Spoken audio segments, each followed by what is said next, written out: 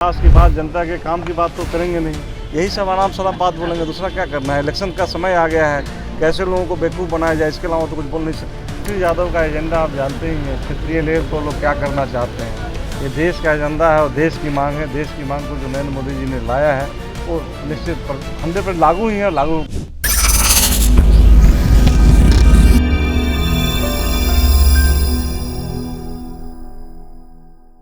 नमस्कार, आप देख रहे हैं शोका न्यूज। मैं हूं आपके साथ सृष्टि सिंह। बिहार के साहेबगंज विधानसभा क्षेत्र से विधायक राजू सिंह और बिहार के पर्यटन मंत्री से आज जब मीडिया ने बातचीत की तो कई बातें सामने आई, कई ऐसे पलटवार सामने आए जिसको लेकर बिहार में सियासत जो है तेज हो सकती है।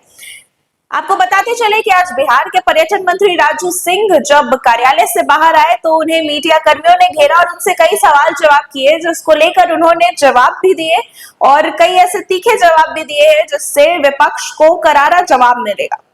आपको बताते चले कि तेजस्वी यादव के बयान पर, जिसमें उन्होंने कहा था कि उनकी सरकार आने के बाद यह जो भी वक्फ बिल पास हुआ है इसको डस्टबिन में फेंक दिया जाएगा, उस पर अब राजू सिंह का बयान सामने आया है। उन्होंने साफ तौर पर मीडिया से बातचीत के दौरान तेजस्वी यादव पर करारा हमला किया है।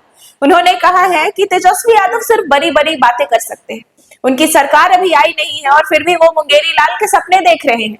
उन्होंने साफ तौर पर यह भी कहा है कि वापस से 20 साल का जो भरोसा है जनता ने जदयू को दिया है और वापस से जदयू की ही सरकार आएगी। और रही बात वक्फ बिल को डस्टबिन में डालने की, तो इस पर राज्य सरकार का कोई अधिकार नहीं होता है और कोई आधिपत्य नहीं होता है। तो ये सिर्फ बड़ी बड़ी बातें हैं। तेजस्वी यादव के इस बयान को उन्होंने सिरे से खारिज किया है और साथ ही उन पर पलटवार करते हुए ये कहा है कि वो इस मामले में कुछ नहीं कर सकते। साथ ही अभी जो जदयू कार्यालय के बाहर पोस्टर्स लगे हैं जिसमें नीतीश कुमार के साथ साथ प्रधानमंत्री नरेंद्र मोदी की भी तस्वीर लगी हुई है, उसको लेकर अब राजू सिंह ने यह कहा है कि बिहार की जनता जो है उन्होंने विश्वास दिखाया है नीतीश कुमार के साथ, प्रधानमंत्री मोदी पर भी और एनडीए के साथ इस गठबंधन पर भी।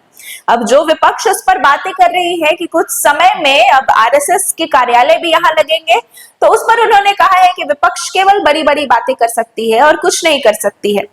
यह एक बड़ा ही निजी मामला है। और साथ ही जब विपक्ष का ये सवाल मीडिया ने पूछा कि विपक्ष ने यह भी कहा है कि बीजेपी कार्यालय के बाहर अभी तक नीतीश कुमार की तस्वीर नहीं लगी है, तो उस पर उन्होंने कहा है कि यह एक सरकारी मामला है और यह पूछने का उनको कोई अधिकार नहीं है। उनकी पार्टी में खुद चोर बैठे हुए हैं, उनकी पार्टी खुद जंगल राज की नीति अपनाती है। साथ ही और भी सवालों पर उन्होंने कई जवाब दिए हैं। आइए आपको सुनाते चलते उन्होंने क्या कहा। इस सरकार अगर बनती है तो बिहार में इसे लागू नहीं होने देंगे। अब तेजस्वी यादव का एजेंडा आप जानते ही हैं, क्षेत्रीय लेवल पर लोग क्या करना चाहते हैं। ये देश का एजेंडा है और देश की मांग है। देश की मांग को जो नरेंद्र मोदी जी ने लाया है वो निश्चित 100% लागू ही है और लागू कोई नहीं तोड़ सकता इसको। ये स्टेट का मामला नहीं। जेडीयू कार्यालय के बाहर प्रधानमंत्री नरेंद्र मोदी की तस्वीर लगी हुई है। आरजेडी वाले कह रहे हैं कि अभी तो तस्वीर ही लगी है, आने वाले समय में आरएसएस बीजेपी का कार्यालय भी खुल जाएगा। अच्छा, उनको बोलने का दूसरा कुछ है क्या? यही सब न बोलेंगे। जनता के विकास की बात, जनता के काम की बात तो करेंगे नहीं। यही सब आराम सारा बात बोलेंगे, दूसरा क्या करना है। इलेक्शन का समय आ गया है, कैसे लोगों को बेवकूफ़ बनाया जाए, इसके अलावा तो कुछ बोल नहीं सकते। हम लोग काम कर रहे हैं। आप देख रहे हैं कि बिहार में श्री राम जन्मभूमि के स्तर पर किस तरह से माँ जानकी का भी कैबिनेट से हम लोग पास करके आ रहे हैं। लगभग 1000 करोड़ वहाँ पे खर्च सरकार करने जा रही है और जो पब्लिक पूरे हिंदुस्तान से लोगों का अपना जो डिस्ट्रीब्यूशन होगा वो वहाँ पे जाएगा और भव्य राम मंदिर बनकर तैयार, भव्य सीता मंदिर बनकर तैयार हो रहा है। मुख्यमंत्री नीतीश कुमार जी के नेतृत्व पे भी सवाल खड़े किए जा रहे हैं। विपक्ष का कहना है कि जदयू की तरफ से प्रधानमंत्री नरेंद्र मोदी का तस्वीर लगाया गया, लेकिन भाजपा कार्यालय में अभी तक मुख्यमंत्री जी का एक भी तस्वीर नहीं लगाया गया है। ये सवाल खड़ा करने का उनका अधिकार ही नहीं है। जो बिहार की जनता जिस व्यक्ति पर पिछले 20 सालों से विश्वास करके चल रही है उसके बारे में सवाल खड़ा करना, और वो अब मुंगेरी लाल के हसीन सपने देखते रह जाएंगे। कहाँ नीतीश कुमार, कहाँ तेजस्वी यादव, बात ही करना बेकार है। कल प्रदेश कार्य समिति की बैठक है, हमारे राष्ट्रीय नेता राजनाथ बाबू जी आ रहे हैं। हमारा पूरा बीजेपी, बिहार बीजेपी तैयार है उनके स्वागत में। और प्रदेश कार्य समिति की बैठक में आप जानते हैं क्या क्या बातें होती है, किस तरह से प्रदेश में पार्टी के संगठन को मजबूती मिले, इन सब पर चर्चाएँ होगी। अच्छा, मुकेश सहनी भी 60 सीटों की डिमांड कर रहे हैं एनडीए में, क्या कहना चाहेंगे?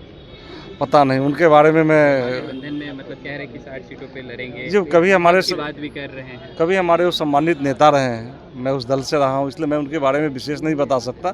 मेरे पार्टी के अधिकृत लोग हैं जो इस बारे में उनके बारे में बता पाएंगे। लेकिन बैठकों के दौर इंडिया गठबंधन में बैठकों के दौर चल रहा है। कल मैनिफेस्टो के लेकर बैठक हुई, आज भी बैठक बुलाई गई, लगातार बैठक हो रही है। लेकिन तेजस्वी यादव उस बैठक के नेतृत्व कर रहे थे, लेकिन तेजस्वी यादव नहीं रहते हैं। आज अभी तक इंडिया गठबंधन तो ये तय करे ना कि उसका नेता कौन होगा, उनका नेता ही तय नहीं हो पा रहा है। और जिस नेता जो अपने आप को नेता के रूप में दिखा रहे हैं चारों तरफ, उनको बिहार की जनता नहीं कबूल कर रही है।